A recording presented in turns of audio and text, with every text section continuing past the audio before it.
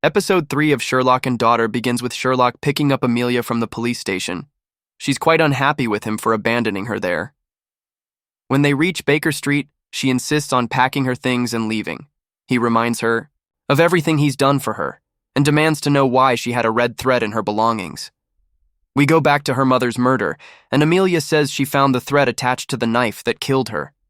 Since her body was stiff and cold, Sherlock deduces she was killed 8 hours before Amelia found her. She says a few maps were missing from the house. Sherlock assumes that the same red thread organization that kidnapped Watson and Mrs. Hudson is behind Amelia's mother's murder. Sherlock then outlines their next few steps.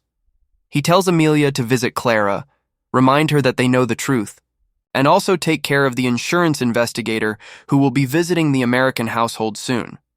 Meanwhile, he will find a way to speak with Charlie in prison without alerting the public to it.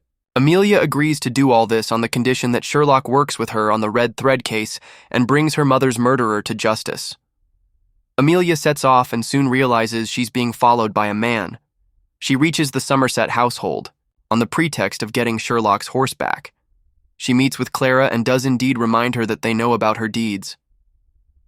The insurance investigator soon arrives and begins to ask very difficult questions to Clara and her parents, such as how Charlie knew where the jewels were when he arrived days before the family set foot in America. Amelia is allowed to stick around, which is good because she stands up to him and his indelicate questioning. As he leaves, he seems impressed by Amelia and offers to train her. Meanwhile, Sherlock reaches Newgate Prison and meets Professor James Moriarty. Despite meeting him in a cell, Sherlock deduces that Moriarty is actually living a fairly comfortable life. Sherlock then reveals the red thread. The organization has been affecting Moriarty's business as well, which leads him to agree to work with Sherlock on this. Moriarty pulls the toilet chain to open a secret door, behind which is a lavish room where he apparently stays.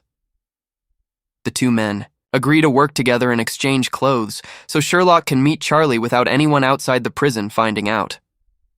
In the guise of a prisoner, Sherlock is taken to Charlie's cell. He pretends to be a member of the Red Thread organization and accuses Charlie of deviating from the plan. Charlie reveals that the important thing was getting a set of keys from Paul, Clara's father. He also mentions his accomplices, Weems and Maggots, who took Mrs. Hudson and Watson out.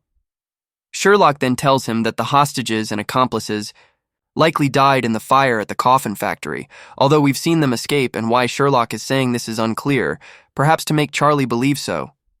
When Sherlock gets back, Moriarty lets him go on one condition. His son Dan was arrested for thievery and sent to Australia years ago. Now there have been reports of an Australian lad in the city, and Moriarty wants Sherlock to find his son and bring him for a visit. Moriarty then gets a note which makes him hurry Sherlock out of the place. On the way out, Sherlock realizes why. Charlie has killed himself. There's a red thread around his neck. Meanwhile, Amelia realizes a man is following her home. Despite Sherlock's instructions not to engage with any spies or people following her, she tackles the man to the ground. It's to her disadvantage, though, as he pulls a gun out and points it at her at the end of Sherlock and Daughter Episode 3.